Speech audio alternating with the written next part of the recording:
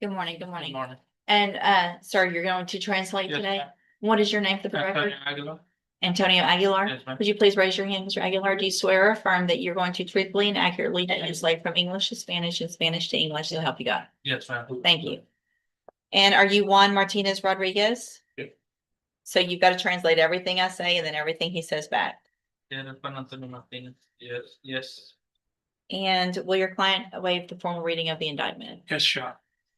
Mr. Rodriguez, in cause number 25 DCCR 0017, And that's what the number?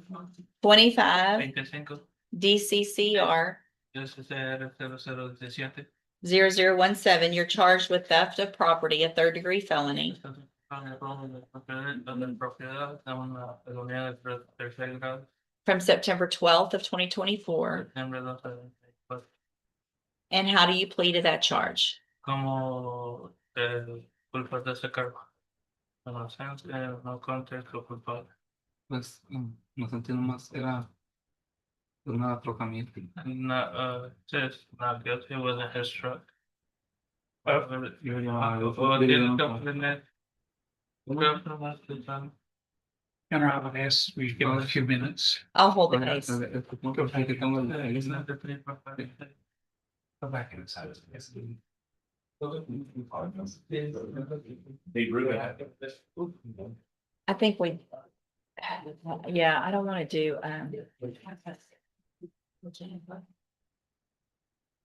yeah, once he comes back, if they want to go through with it, we'll get Jennifer up there to do it. But I'm not gonna, that's one thing for them to.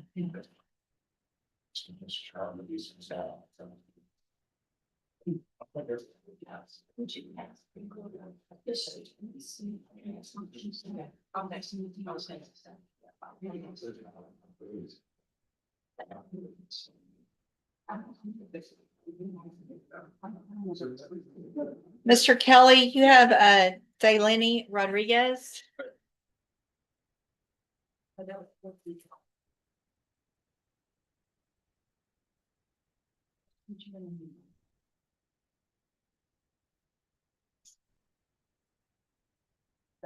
This is, yeah, it's French. Good morning. Are you Delaney Rodriguez? Yes, ma'am. And this is 25 DCCR 0856. Okay. Ms. Rodriguez is charged with intoxication assault. And Mr. Kelly, what is the announcement? Yes, Judge, Ms. French has advised me that she'd like some time to speak with the complaining witness. Okay, so you just recently got this one. Okay, I'll do Yes, Your Honor. a reset for you on that one. And then once that takes place, obviously you guys need to get together. You've been on it for a little bit, Mr. Kelly, so let's get an announcement at that next court date. Thanks, Judge. All right, thank you. You stay in touch with Mr. Kelly. Once Ms. French talks to him, y'all have some more information. Mr. Jeffries, do you have John Pugh? Yes.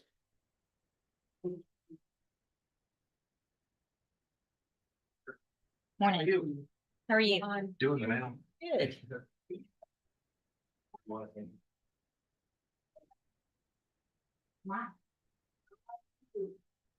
So this one. I know, that wind is blowing.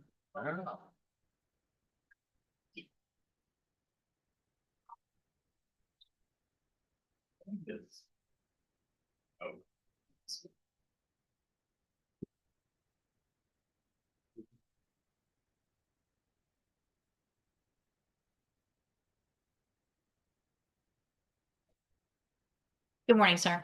You're John Pugh. Yes. This is 25 DCCR 1470. Mr. Pugh's charged with aggravated assault with a deadly weapon. And what is the announcement? We've just received an offer, Your Honor. We'd like one more setting to be able to discuss that, go forward before we decide to move to trial. Any issues? No. Did you? You okay? Okay? Yeah, sorry, excuse me. No, just ask that Mr. Jeffries please make a request for the video, Judge. And Okay, be sure there's to still get some it media. done with the paper trail, yes, ma'am. Yeah, make sure you get that request in today for the media so that you guys can go over that as well before that next court date. Stay in touch with Mr. Jeffries. Once he receives everything from the assistant district attorney, you'll be able to go over that. We'll get an announcement of the next court date. And if you've already done that, then if everybody just makes sure where it is in the process. Okay. All right, thank you, sir. You're free to go. Thank you. Thank you.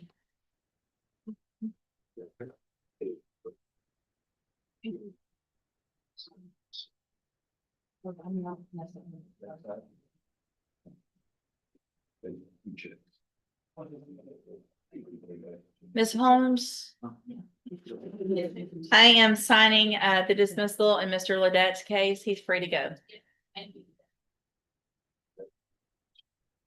Liz Bradley.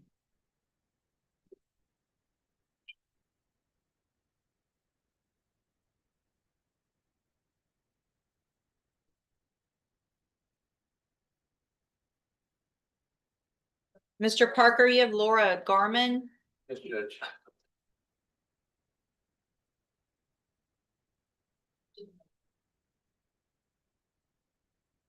Morning. Good morning, Judge.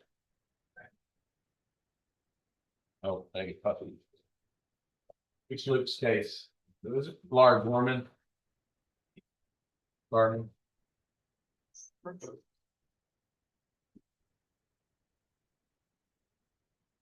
Good morning, ma'am. Are you Laura Garman? Ma'am. And will your client waive the formal reading of the indictment? Sure, Your Honor.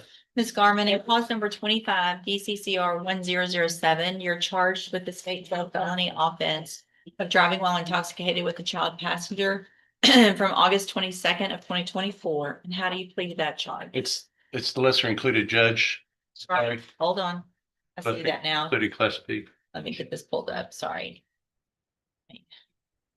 Take that I back. don't really have a whole lot of place to write on the state judge. No, it's good. And I had it pulled up. I just didn't. All right, so let's start over. In 25 DCCR 1007, the state has elected to proceed on the lesser included offense of a class B misdemeanor DWI from August 22nd of 2024. And how do you plead that charge? Are you pleading guilty freely and voluntarily? And because you did what they've charged you with? Yes. I have here on the tablet some documents that have your signature on them that the state's marked as exhibit number 1. Before you signed these, did you go over them with Mr. Parker? Do you fully understand them? Yes. And do you understand, if I follow the agreement that you've made with the district attorney, that you'll be waiving or giving up any right to appeal? And are you a US citizen? Yes. And it looks like the agreement. Your Honor, one thing that in misdemeanor, we usually agree on the community service. I didn't put that on there. Standard, it's like 60 to 80 hours, and I just forgot to include. I didn't ask Mr. Nichols about that. I just, Probational, yeah, I'm Okay. sure they'll take care of okay, whatever standard. okay. Sorry, hold on a second. Now this is going. And so it looks like the agreement is for a 180 day in the day term in the county jail. That would be probated, though. You'd be on probation for 1 year. There'd be a $500 fine, and you would be required to follow all of the rules and conditions of probation. That includes the standard community service and everything else that goes along with probation. Is that your understanding? Yes, ma'am. State tenders number 1. Actually, It's admitted. Is there any evidence that Ms. Garman is not competent? no, Your Honor. Right, ma'am, I'm going to find that you entered your plea of guilty to the lesser offense of a class B DWI freely and voluntarily. Find that you're mentally competent and you understand the nature and the consequence of your plea. Find sufficient evidence to find you guilty, and at this time, find you guilty of DWI and the class B, and sentence you in accordance with your agreement to a term of 180 days in the Jefferson County Jail, but that'll be probated. You'll be on probation for 1 year. You'll be ordered to pay the $500 fine, and again, to follow all of the rules and conditions of probation. If you do that, then for all practical purposes, your case here in court is over. You'll serve that 6-month sentence while you're out on probation. The other side of that is if you violate any condition of probation, you can be brought back into court and you could be sent to the Jefferson County Jail for that 6-month term that you've agreed to. Do you understand? Yes. Right, you need to, I'm handing you the trial court certification that shows this was an agreement that I followed. And so you've waived your right to appeal. You need to have a seat here in the courtroom. Probation's going to call you up when she's ready to go over your paperwork. She's sitting at that desk right there. So be watching for her to call your name, okay? All right, good luck to you, ma'am. Thank you.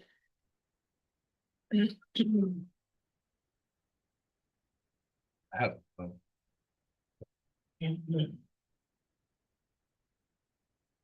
Ashley needs to explain my other case.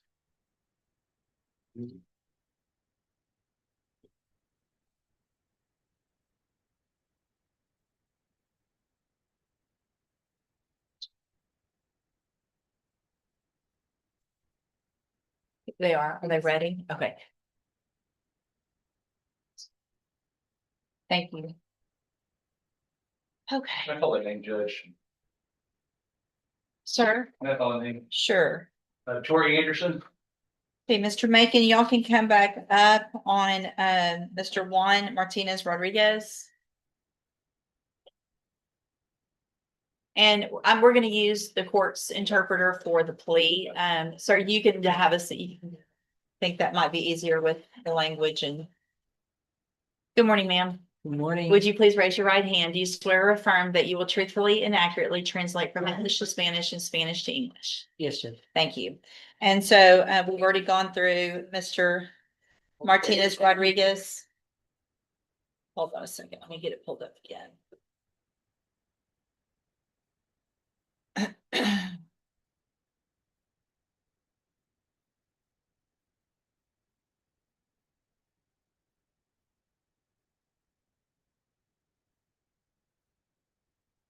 All right, so to the charge of theft of property, how do you plead?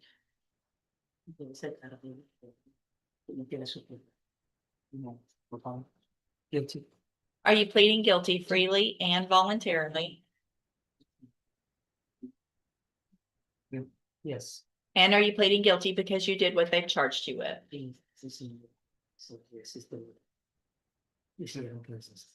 Yes, Judge. I have here on the tablet some documents that have your signature on them, and the state's marked them as exhibit number 1. Before you signed these, did you go over them with Mr. Macon with an interpreter? I just looked at the numbers, this papeles, sí, descritos, todo hecho abogado, maybe. Yes, Judge. Do you fully understand them? Yes, Judge. And do you understand if I follow the agreement that you've made with the district attorney that you will be waiving or giving up any right to appeal?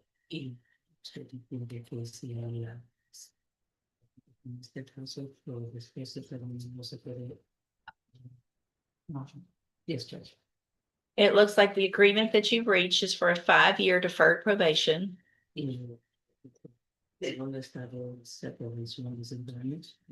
there would be a $500 fine, and you would be required to follow all of the rules of probation.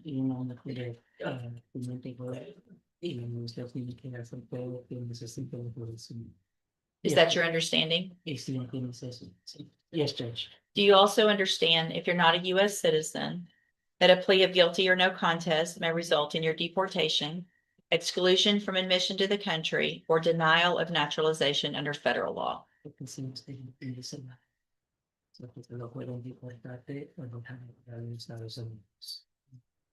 Yes, Judge. State tenders number 1. We have no objection to states 1, your honor. However, I have talked to an immigration lawyer and run the plea by them, and with his status and all, he has a green card. He's been a resident alien for 2 years. They don't foresee any problems with this. Okay, thank you, Mr. Macon. Is there any evidence that Mr. Martinez Rodriguez is not competent? No, your honor. Mr. Rodriguez, I'm going to find that you entered your plea of guilty freely and voluntarily. Find that you're mentally competent and understand the nature and the consequences of your plea. Find sufficient evidence to find you guilty. However, I'm going to reset your case for sentencing so that the probation department can do a pre-sentence report.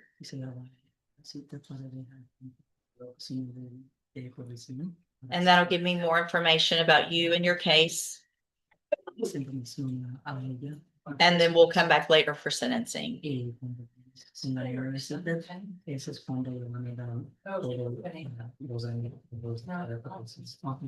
On your way out of the courtroom today, you need to stop and talk to probation at that desk right over there.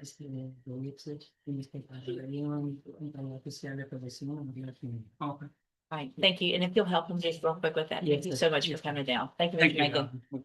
you. Megan. Juan Martinez Rodriguez walked into Judge Raquel West's courtroom facing a third-degree felony, theft of property, stemming from an incident on September 12, 2024. But before a single plea could be entered, the court hit a wall.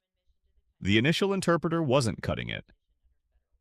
Judge West paused the proceedings, stepped back, and brought in the court's own certified interpreter to ensure Rodriguez fully understood every word being said. That decision wasn't a delay. It was due process in action. When the case resumed, Rodriguez entered a guilty plea, freely, voluntarily, and by his own admission, because he actually did what the state charged him with. The agreement on the table: 5 years of deferred probation and a $500 fine. No prison sentence, at least for now. Yet the case was reset for formal sentencing, pending a pre-sentence investigation report, giving the court a fuller picture before anything is made final. What made this case stand out beyond the charge itself was the immigration dimension. Rodriguez holds a green card, a 2-year resident alien. His attorney had already done the legwork, consulting an immigration lawyer and running the plea through the lens of his client's immigration status. The assessment: no foreseeable problems. But the fact that it had to be assessed at all underscores a reality the courtroom faces every day. For non-citizens, a guilty plea isn't just a legal matter. It can be a life-altering one. Judge West ensured Rodriguez understood every consequence, legal, procedural, and personal, before accepting that plea. That's not routine. That's a court doing its job with care and precision. If you found this case as eye-opening as we did, hit that like button, drop your thoughts in the comments, and subscribe for more real courtroom breakdowns, because justice never gets old. The man at the center of the storm was Juan Martinez Rodriguez. He stood before Judge Raquel West, accused of third-degree felony theft, an incident from September 12, 2024, threatening to rewrite his entire future. But the first battle wasn't about guilt or innocence. It was about language. The initial interpreter failed the moment, so the judge did something unusual. She paused everything, brought in a certified translator, and made sure every single word would land with absolute precision. When the plea resumed, Rodriguez admitted the truth freely. He did what the state charged. The deal seemed merciful: 5 years of deferred probation and a $500 fine. No prison, a second chance. But then came the twist, hidden beneath the legal paperwork. Rodriguez is not a U.S. citizen. He holds a 2-year green card, and a guilty plea, even a probationary one, can trigger deportation, exclusion, or denial of naturalization. His attorney had already consulted an immigration lawyer, running the plea through the darkest possible scenarios. The assessment came back cautiously clear: no foreseeable problems. Yet Judge West refused to rush. She reset the case for formal sentencing, demanding a pre-sentence investigation report. She needed the full picture of this man before locking in his fate. That moment of judicial patience transformed a routine plea into a quiet act of protection. For non-citizens, a courtroom is a minefield. One word, one signature, one guilty plea can erase decades of building a life. Rodriguez walked out still free, but the clock is now ticking toward a final decision that will either secure his future or shatter it. Final reflection. In a system that often moves too fast, sometimes the most powerful thing a judge can do is simply slow down.